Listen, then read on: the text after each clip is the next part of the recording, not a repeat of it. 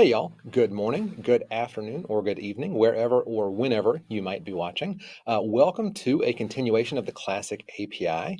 My name is David Rest, and I am a manager with the services team here at Jamf, and I'm joined by Lionel Grunberg, who is a senior learning experience designer on the customer education team at Jamf as well. And again, welcome to a continuation of the Classic API. Now, before we get into it, I want to take you back to last year. And at JNUC 2021, I presented a session called an Introduction to the Classic API, right? Which was truly just an introductory, what is an API, what can it do, very basic. But at the very end of the session, as everything was wrapping up, somebody typed in a question. And dear random viewer, if you're here this year, please let me know because I'd like to thank you. But the question that came through was, can you use the API to build sites? And I was like, man, that would be an awesome prompt for next year's JNUC. So here we are, JNUC 2022, a continuation of the Classic API. So moving ahead, we're going to kind of go through this in 4 different parts. So the first thing we're going to do is we're going to obtain a thing called a bearer token, right? Then we're going to use the Classic API to create a site. We're going to use the Classic API to update a computer site.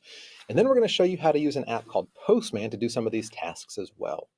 Now, before we dig into it, a couple of things that I want to bring up. So if you recall last year, when we were running these API commands, we authenticated every request with a username and a password, right? We talked about the idea that plain text passwords are not great, but again, we were using basic authentication.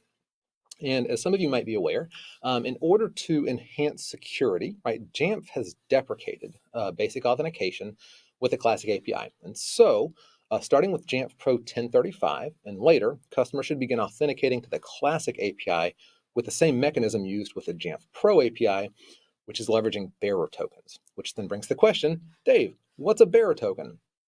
Simply put, a bearer token is just a string of characters that can be used instead of a username and password to authenticate, but it has the added security benefit that it's going to expire by default after 30 minutes. So, super brief intro to bearer tokens. Let's talk about how we can actually obtain a bearer token that we're going to use to authenticate with the Classic API. So again, last year we introduced an app called Code Runner. If you're playing along at home, this year we're going to introduce an app called Postman. So let's jump in and get a bearer token and then start doing some things with the Classic API. So first things first, here we have a script that's going to allow us to obtain a bearer token that we can use with Jamf Pro's Classic API. So at the top right, you see we have our server URL, right? We can either hard code or prompt the end user for their Jamf Pro credentials, right? And then at the bottom, you'll see we have our buddy curl, which we saw last year. It's going to let us get a bearer token. So when we run this script, right, you'll see that we end up with a bearer token, right? So again, there's the token, nice long string, right? We can see the expiration date. But you'll notice, right, that there's a lot of stuff around the token itself, right? We have an opening brace, token, right, a colon, and our string, we have the expiration date. But all we really want and need is the actual, that string itself, right? So in order to grab that, we're going to add one more line to our script. And I want to give a huge shout out to Richard Purvis. Richard, if you're watching, thank you. There's his blog post right there with a really snazzy, quick way to go ahead and grab just the token by itself. So if we run this script, what you'll see is our token, right? So we have just the token, right? It's tagged back in the 90s. There it is. So let's go ahead and use this token to create a site, right? So again, got our bearer token. Let's actually jump in and use this now to create a site in Jamf Pro with the Classic API. So as we kind of add on to our script, one of the things that I like to do whenever I'm going to interact with or build or update, create or update things with the API is I like to do a get to see what we already have and how it's formatted. Right? So you'll notice here, the first thing that I'm going to do is I'm going to go ahead and run a get command and get a list of all the sites that currently exist in Jamf Pro. Right? So we have our buddy curl, right? We met last year. Right here is our authentication, right? There's our bearer token. Here's how we're going to authenticate to the server, right? I'm going to tell Jamf Pro, hey, please return me XML, right? We have our endpoint, like we talked about endpoints last year, our site's endpoint, and we're going to run a get command.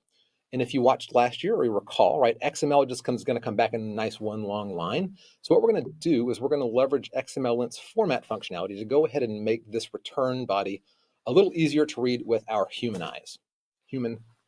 So when we run the script, you'll notice here, right, that we have 3 sites existing in our Jamf Pro server.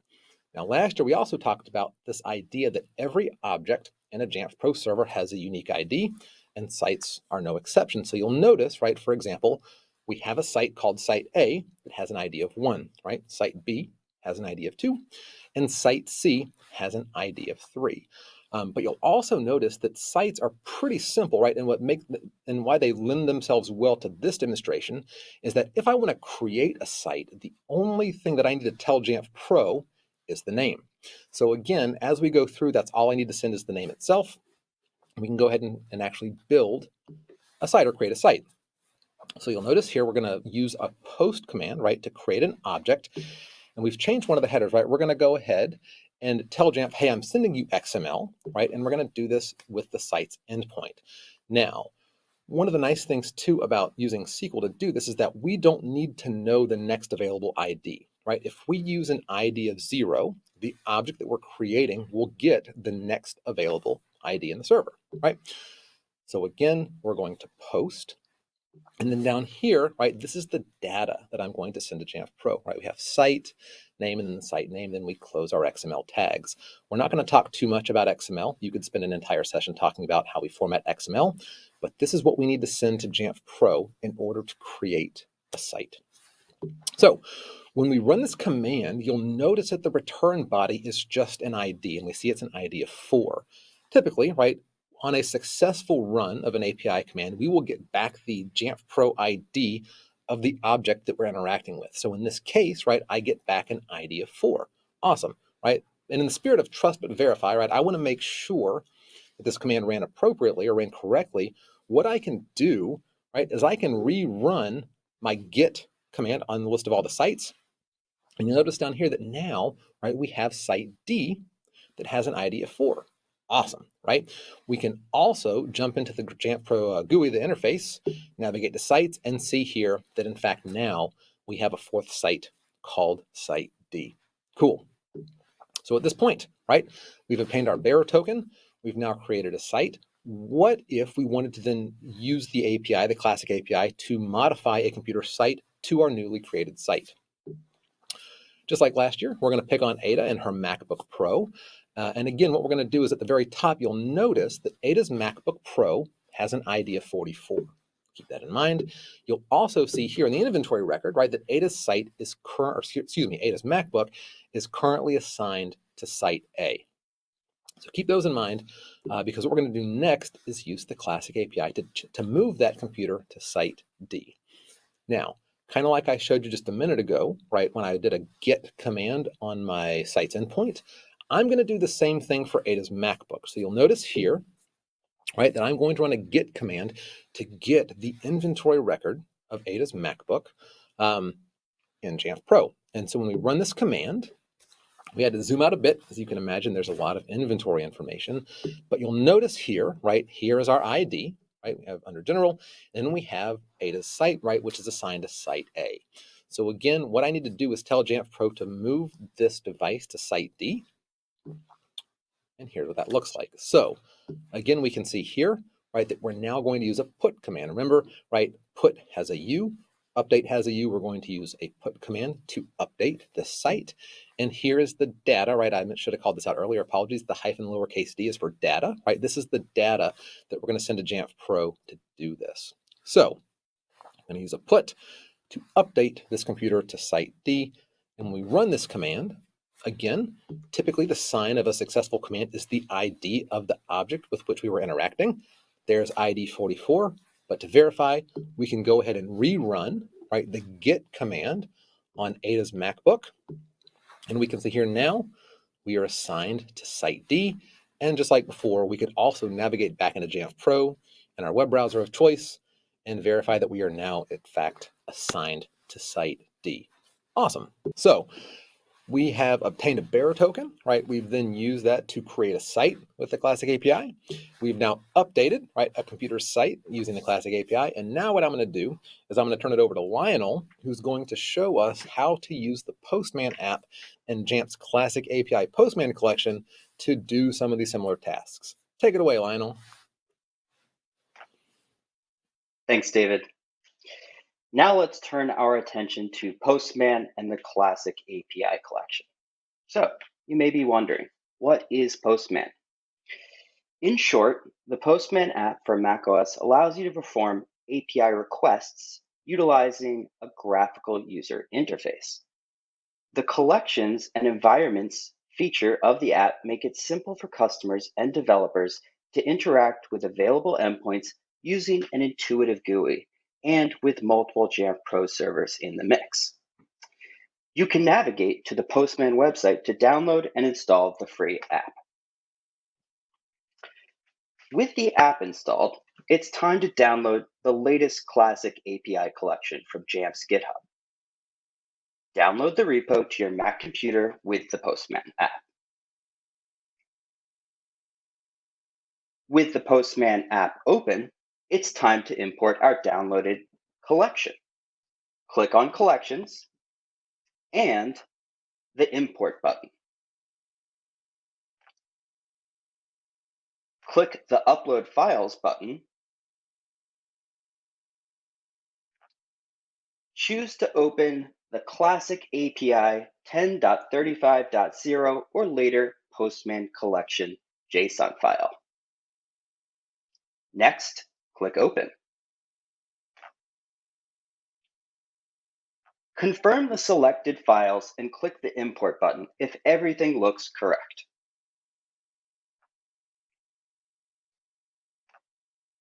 Now we see the Classic API collection. Before we can use the collection of API requests, we need to tell the Postman app about our Jamf Pro server and credentials for authentication.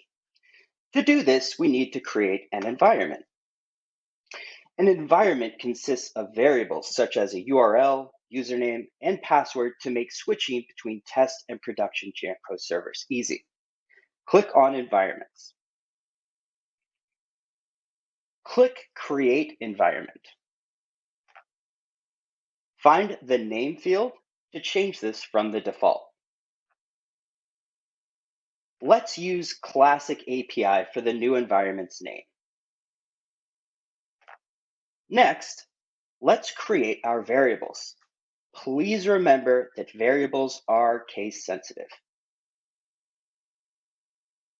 First, we will need to add a URL variable with both an initial value and current value set to your Jamf Pro server. We will need to add a username variable with both an initial and current value set to the username of the Jamf Pro server API account. We will also need to add a password variable with only the current value set to the password of the Jamf Pro server API account if you plan to share the environment with others. Otherwise, you can populate the initial value too. We will need to add an access token variable as well, without an initial or current value set. And for our last variable, we need to add expiration, again, without an initial or current value set. And now for the most important step of all, a drum roll, please. Click the Save button to ensure all of your hard work creating and populating variables persists. With our environment configured, click on Collections and click the disclosure triangle to expand the Classic API collection. Here are all of the Jamf Pro Classic API endpoints for 10.35 and later. Click on the No Environment drop-down menu and choose the Classic API.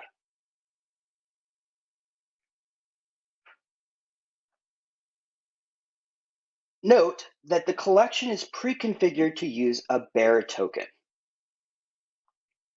This will utilize the latest Jamf Pro authentication mechanism with the access token environmental variable. Click on Prerequisite Script to review the pre-composed JavaScript code that executes before every API request in the Classic API collection. This code uses the initial and current values in the Classic API environment to obtain a bearer token when a previous access token does not exist or has expired. Now let's get back to why we're here and perform Jamf Pro Classic API requests. Again, let's circle back to our sites. Click the disclosure triangle to expand the sites folder of API requests. Let's start with an API request to return all of our sites in Jamf Pro. Click Get Find All Sites. Move your pointer to the URL variable in the API request URL field and note the Jamf Pro server's URL is set because we selected the Classic API environment. Click the Send button to perform the API request and return all sites in Jamf Pro. Note the formatted XML body returned from the Jamf Pro server. Next, let's check out another valuable feature of the Postman app. Click on the Code button.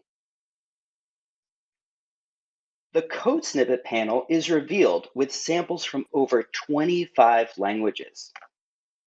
Here we have a curl binary code sample that is similar to the bash scripts David presented earlier.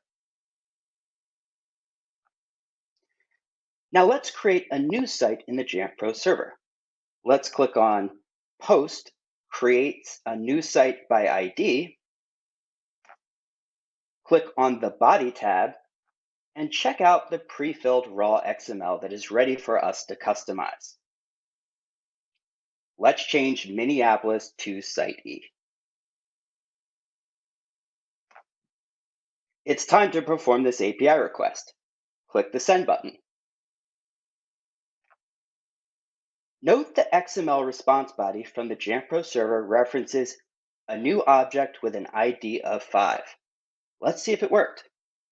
Again, click Get Find All Sites. Click the Send button to perform the API request. Note the newly listed Site E with ID of 5. Finally, let's confirm the same in Jamf Pro.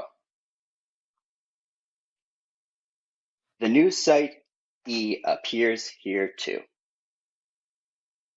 So hopefully this brief introduction to the Postman app and Jamf Pro Classic API collection will serve you well in your future API adventures. And with that, I will pass it back over to David. Thanks, Lionel. So I want to say thank you all for listening. We'll be hanging out in the chat here answering questions that you might have. And again, hopefully this session has kind of given you some more information to try to find ways to make your Apple device management lives a little easier. Thanks again for hanging out.